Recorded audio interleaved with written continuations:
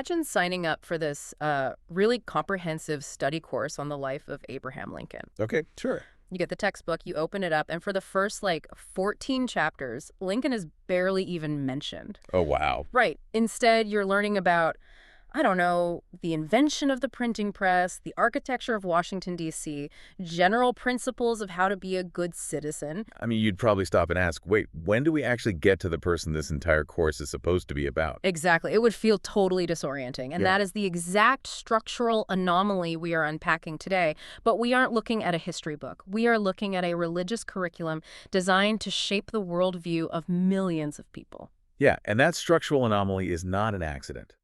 Because when you analyze how a curriculum is built what it prioritizes and what it delays, you uncover the actual underlying theology it's trying to instill. So, if you are joining us today and you have a background as one of Jehovah's Witnesses, this deep dive is tailored specifically for you. Because if you've been through the study material, you probably remember exactly how those early lessons felt. Oh, yeah.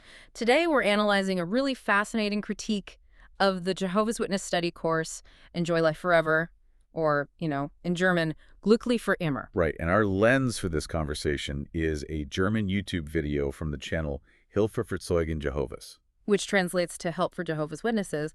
Now, it is totally crucial to establish who actually made this video. Yeah, absolutely. The creators are Christians, but they have never been Jehovah's Witnesses themselves. Okay, let's unpack this.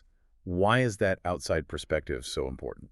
Well, that's really the whole value of their perspective. They are looking at this curriculum from the outside in, specifically from a traditional, mainstream, purely biblical viewpoint. They aren't bogged down by internal organizational politics, They are simply looking at the text on the page and asking, what is the actual gospel being taught here? And how is it fundamentally different from historical Christianity? So let's start with the physical architecture of the Enjoy Life Forever brochure itself, because the psychological design is hiding right there in the color scheme. It really is. Looking at the course, there's this really distinct divide. The early chapters, so that's 1 through 3, plus 5, 11, and 12, they are bathed in these bright, inviting yellow tones. Yeah, the winning phase, as the analysis categorizes it. Right. Thematically, this section focuses almost entirely on universally accepted Christian concepts. It covers trusting the Bible as a message from God, introducing Jehovah as the creator, discussing the origins of life. And the importance of attending the Kingdom Hall, right? Exactly. And if a mainstream Christian picked up this yellow section, they would find very little theological conflict. I mean, it's deliberately building common ground. I have to push back on the critique for just a second, though, because isn't starting with common ground just good pedagogy? Sure, yeah. Any teacher does that. If I'm teaching advanced physics, I start with basic gravity so my students trust my instruction before I move them into, quantum mechanics. No, you're right. It is absolutely standard teaching practice. But intent is what separates education from conditioning. Okay, how so? Well, a physics teacher builds on gravity because quantum mechanics fundamentally relies on those prior laws. Right. But in this curriculum, the common ground isn't actually the foundation for the later theology. It's a psychological bridge. A bridge. Yeah, and the video's analysis suggests it is a bridge meant to be burned the moment the student crosses it. Because right around page 56, the yellow tones disappear and we enter the red phase. The separating phase. And looking at the actual material here, the visual shift is completely jarring. It really is night and day. You go from sunny fields and smiling people to images bathed in these harsh red tones. There's literally a picture of a traditional cross directly associated with war and weapons. Yeah. And there's an illustration of a priest holding a weapon. Which basically bypasses logic and goes straight to the amygdala. I mean, this isn't just a polite theological disagreement about church history. It is cognitive framing. Right, exactly. By visually linking mainstream Christianity and false religion with violence and fear, the curriculum triggers a neurological fear response. It isolates the student's brain, creating this massive us versus them boundary. So it's essentially a funnel. Yeah, it's a good way to look at it. You start at the top, wide, inviting universally accepted biblical ideas. Anyone looking for God could fall into that wide opening. But as you hit that red section, the funnel narrows sharply. It filters everything out. Right. It filters out outside influences, mainstream Christian thought, previous religious ties. And the only thing that fits through the bottom of the funnel is total organizational loyalty. So what does this all mean for the person actually taking the course? Well, what's fascinating here is how part of that filtering process involves establishing highly exclusive practices that subtly sever ties. Like what? For example, the text suddenly emphasizes that one must pray exclusively to Jehovah. Which to an insider sounds completely normal. Exactly. But from a mainstream Christian perspective, it immediately raises a red flag. They'd read that and go, wait, the New Testament is full of believers praying to Jesus or calling upon his name. Right, right. So emphasizing prayer only to Jehovah isn't just about honoring God. Yeah. Functionally, it begins to cut the student off from traditional Christian practice. Which brings us right back to our Lincoln analogy from the beginning. If you've marginalized the central figure of traditional Christianity, this massive theological power vacuum opens up. Looking at the timeline of this gospel presented in the brochure, Jesus is practically missing from the foundational chapters. It is a staggering structural anomaly. I mean, while Jesus is mentioned in passing early on, maybe noting that he prayed or something, he isn't formally introduced as a central subject until chapter 15. Chapter 15. Right. The student spends the entire first section of their spiritual journey discussing the Bible, creation, and the absolute necessity of attending meetings before ever thoroughly introducing the person of Christ. And the pacing only gets stranger from there. The actual saving power of Jesus' death, the literal core of the Christian gospel, is not detailed until chapter 27. Chapter 27. It's wild. But wait, before the student ever reaches chapter 27, before they truly learn the mechanics of how Jesus' sacrifice saves them, they are instructed on angels, the concept of baptism, and how to become a publisher. Now, if you grew up in the truth, you know the term publisher, inside and out. It's an active evangelizer. But step back and look at the word itself. Publisher. It sounds administrative, almost corporate. It totally does. Yeah. It frames faith as a job. It shifts the believer's identity from a spiritual state of being into a metric of output. Right. And if we connect this to the bigger picture, this highlights why the timeline is so deeply problematic from a traditional biblical standpoint. Yeah. Biblically, the gospel is Jesus. The good news is his life, death, and resurrection. Exactly. So by delaying his story, the curriculum places the organization and its activities as the foundation rather than Christ. It's like being hired by a company to sell a product. They give you the sales training, they hand you the uniform, they teach you how to handle objections at the door, and they send you out into the neighborhood, all before anyone actually sits you down and explains what the product is or how it works. Yeah, that's exactly it. I mean, how can someone commit to baptism or sharing the good news when the central figure of that news is still essentially a footnote in their textbook? Well, you can only do that if the good news has been redefined. And when the curriculum finally does bring Jesus into focus, his nature is fundamentally reduced compared to traditional historical Christianity. Okay, let's look at The course explicitly teaches that Jesus is a mighty angel in heaven, specifically the Archangel Michael. Let's unpack why that matters, because to someone reading this, mighty angel still sounds pretty impressive, right? Sure. Why is this such a sticking point for the mainstream Christian critique in the video? Because it completely alters the mechanics of salvation. In traditional Christian theology, humanity's debt to a holy God is infinite. An infinite debt requires an infinite payment, Right. which is why God himself, fully divine, incarnate, as Jesus had to step in, a created being, even the most powerful archangel, is still finite. Okay, I see. Therefore, the critique points out that this portrays an atonement sacrifice that, from a traditional biblical standard, is fundamentally too weak to actually save humanity. Here's where it gets really interesting, and honestly somewhat chilling when you look at the psychological design. Yeah. If Jesus is marginalized early on, and his divine nature is reduced to that of an angel, a massive gap is left in the student's spiritual life. They still need an ultimate authority. They absolutely do. They need a guide to navigate this terrifying system of things, the doomed outside world under demonic control. So how does the curriculum fill that Jesus-sized vacuum? It fills it through a total redefinition of Christian vocabulary.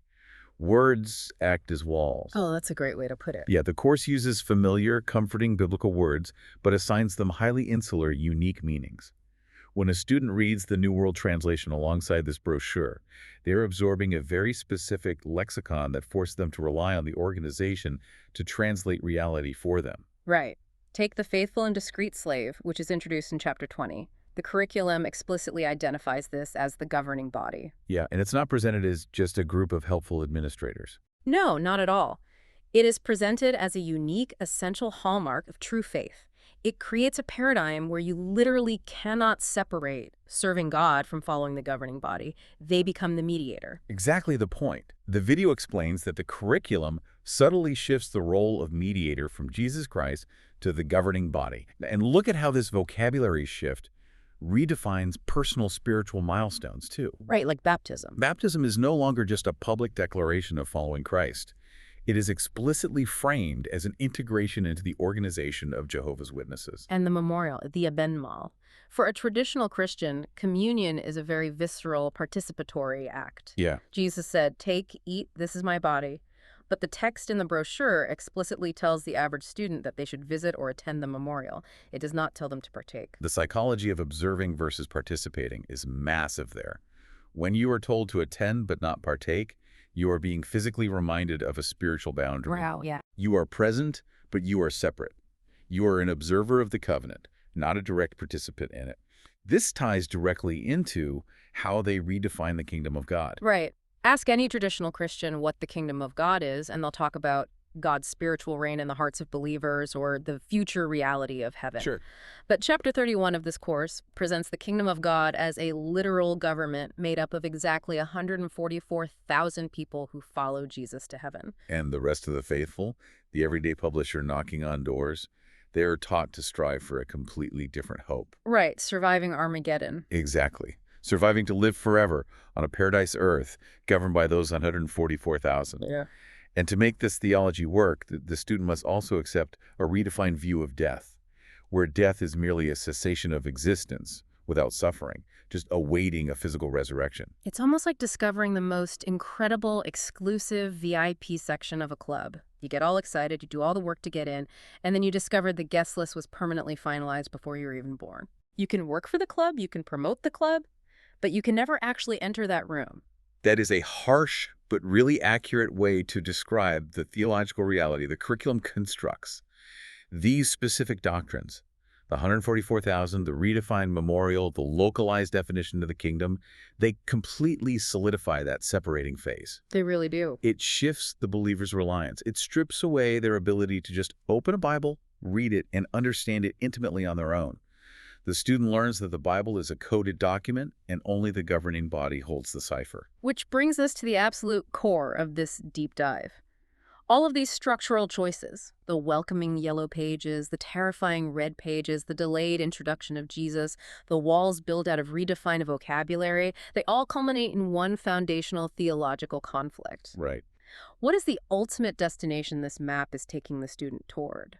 Well, the overarching goal, stated repeatedly in the material, is to teach the student how to become a friend of Jehovah.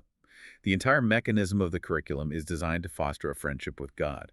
And honestly, on the surface, that sounds wonderful. Yeah, it does. Who wouldn't want to be friends with the creator of the universe? It sounds approachable. But from a purely biblical perspective, this is where the mainstream Christian critique from the video drops the hammer. Because it completely misses the central promise of the New Testament. This raises an important question, Reddy. The video's creator cites the Gospel of John, chapter 1, verses 12 and 13. Okay, what do those say? These verses boldly state that to all who did receive him, meaning Jesus, to those who believed in his name, he gave the right to become children of God. Children, not friends. Children. The theological distinction is astronomical. God does not merely want to be your friend. He wants to be your father. Wow. Emphasizing friendship rather than sonship is perhaps the most subtle and effective way the curriculum keeps the average believer at an arm's length from the Creator. Think about the difference between those two relationships in your own life. Think about being a highly valued, trusted employee or like a good family friend who gets invited over for dinner on the weekends. Okay. You enjoy the company, you respect the host, you help clean up the kitchen, but at the end of the night, you go home. Now compare that to being an adopted child. Yeah, completely different. A friend visits the house, a child lives there, a friend is welcomed because of their good behavior, an adopted child actually inherits the estate and carries the family name. That's a massive difference in intimacy. The permanence, the unconditional belonging, it's entirely different. And a friendship, especially in this theological framework, is highly conditional. It can be broken if you don't keep up your end of the bargain. Right, if you miss meetings. Or if your publisher hours drop. Mm. Or if you question the governing body, you have to constantly prove yourself a good friend. But childhood, adoption into a family, that is a permanent status given by the Father. Yeah. It cannot be unearned because it was never earned in the first place. The biblical gospel offers direct, unconditional adoption into God's family through Jesus Christ. It is a gift that is received, not a status that is maintained through organizational loyalty. That distinction really encapsulates the entire journey of the Enjoy Life Forever brochure. It guides you to be a friend. It trains you to be a publisher. It demands you be a loyal supporter of the 144,000. But it deliberately stops short of offering that direct, intimate, unconditional sonship. And it is important to note that the outside analysis of this material isn't entirely negative. The creators of the critique genuinely praise the logical flow of the book's layout. Right, yeah. They specifically commend the Bible reading checklist at the very end of the material, acknowledging that encouraging people to actually read the scriptures is a positive tool. But a good layout doesn't change the destination. The ultimate conclusion of this mainstream biblical perspective is that while the curriculum uses the Bible, it ultimately leads the student away from the true gospel. Exactly. It achieves this by pushing Jesus to the absolute margins, by substituting an exhausting organizational loyalty for a restful saving faith, and by offering a conditional friendship instead of the unconditional sonship that the New Testament actually promises. When you understand the psychological architecture of what you're reading, when you see the funnel, the color shifts, the delayed reveals, you regain the power to evaluate the conclusions it is demanding you accept. Totally. You realize that theology isn't just what is written on the page, it's also what is deliberately left out. If you've spent years, or maybe your whole life, inside this specific vocabulary and this specific worldview, untangling these concepts is a profound journey. We hope mapping out this outside perspective has given you some clarity on the mechanics of how that study material was actually designed to shape your thinking. The goal is never just to tear down a foundation, but to see clearly what it was built out of. As we wrap up this deep dive, I want to leave you with a thought directly inspired by the core of today's analysis, something for you to just sit with and mull over in your own time. If the New Testament repeatedly and unapologetically calls believers children of God, what changes in your own personal prayer life? What shifts in your deepest spiritual identity if you allow yourself to view yourself not just as a loyal, hardworking friend of the Creator, but as his very own child?